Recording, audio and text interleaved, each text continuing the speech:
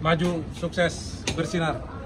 Baik, selamat pagi Bapak Ibu sekalian dimanapun berada, bersama saya tim pembangunan Bapak Pardosi. Saya bawa berkeliling-keliling ke area kita. Per hari ini ketika kita kelilingnya mulai dari sisi sana sampai sisi sini, ternyata kita bisa melihat bahwa hasil dari pembangunan, khususnya pembersihan dan cor-coran yang telah dilakukan itu memang kita bisa syukuri dan kita pastikan semuanya melebihi daripada yang awalnya kita harapkan ya. Dan juga kita lihat ada penambahan beberapa itu namanya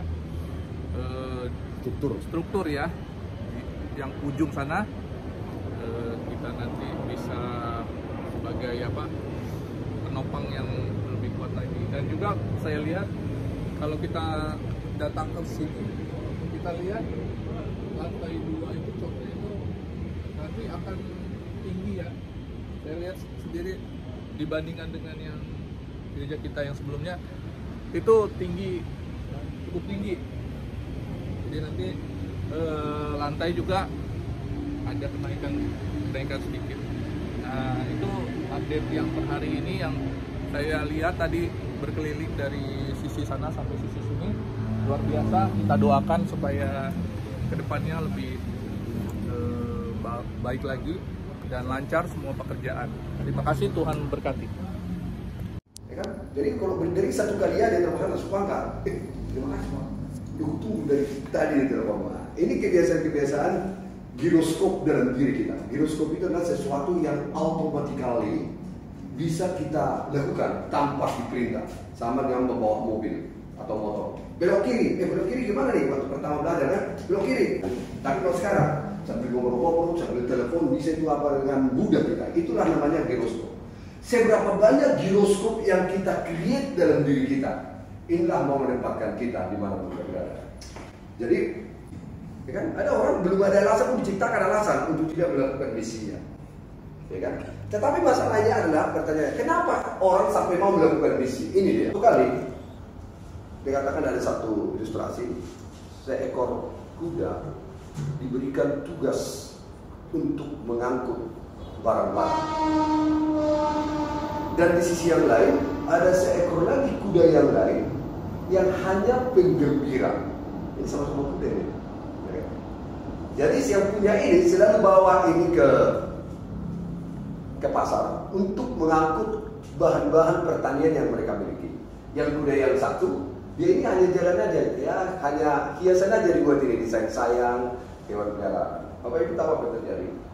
Suatu kali dikatakan waktu jalan ini sama kuda ini, ikut bantu aku lah katanya. Udah terlalu berat dibantu. Datang kuda yang satu, kawan, mohon maaf, udah nasibmu dan karuniamu lah memang untuk mengangkut beban ini. Kalau saya hanyalah menjadi kuda yang disayang-sayang oleh siapa? Oleh majikan saya, majikan kita itu. Kemudian mereka berjalan. Ini saya sudah semakin berat, gak mampu lagi aku untuk menopang itu. Tolonglah bantu aku kawan. Kemudian kuda yang satu ini, tahankanlah itu nasibmu itu, jalankan aja terus katanya. Kemudian kuda ini udah terengah-engah. Ketika jalan mulai agak ada melincin dan naikkan dikit, sebelum kita naik ini, tolong bantu aku lagi nih, kata kuda ini dengan bahasa mereka. Kemudian kuda ini, jalan aja lah, tahankan aja. Dan kemudian katakan kuda ini naik ke atas. Dan setelah kuda ini naik ke atas, dan tiba-tiba kuda ini tergelincir dan jatuh tepat di bawahnya ada sungai-sungai kecil, dan jatuhlah terjerembab ini kuda ini ke dalam air ini dan matilah kuda. Kemudian si pemilik melihat bahwa memang barang bawaan ini harus tetap dibawa kemana? Ke pasar. Waduh, sayang sekali. Kudaku ini sudah menolong saya selama ini.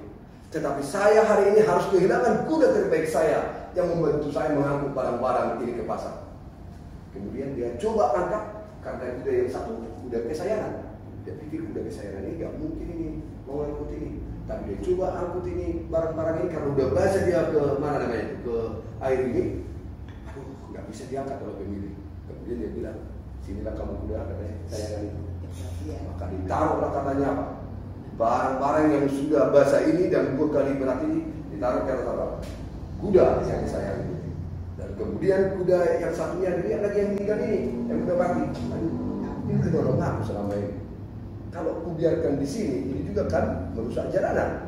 Maka karena kasih sayangnya juga, angkat lagi kuda yang sudah mati ini, ditaruh lagi ke atas kuda yang apa? Kuda yang tadi disayangkan. Kemudian datanglah kuda ini katanya. Berjalan dia tergopoh-gopoh dan mengangkut sebuah beban ini dengan sambil begitu dalam pikiran, aduh, kalau saja tadi ku dengarkan yang dia bilang itu, angkutlah bebanku ini sebagian. Tentu hal ini tidak akan saya harus tanggung dengan sendiri. Bapak Ibu, ini mungkin hanya filosofi dan pesan moral dari para ahli.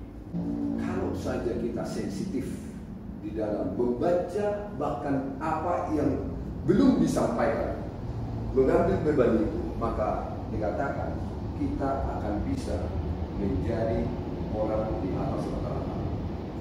Menjadi orang di atas rata-rata adalah sensinya itu tinggi. Jadi nggak harus semuanya dibilang. Hal yang sama terjadi kepada Petrus.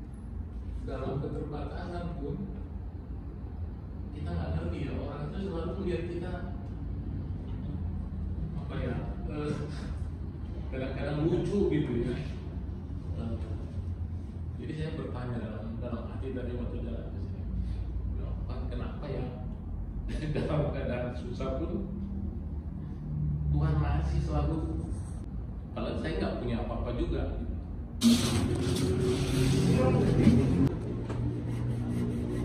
Apa itu dapur lantai? Sini. Ini adalah tiang yang naik ke atas. Betul ya? Oh, ini sampai ke lantai 3. sampai 3. lantai 3. Ya. Gitu ya. Inilah batasnya nih. Ini juga tiang ke atas nih. Ini tiang ke atas untuk ini untuk mengganti tiang yang kemarin yang di situ ada. Enggak, ini. Ini itu. Ya. Ah. Ini enggak.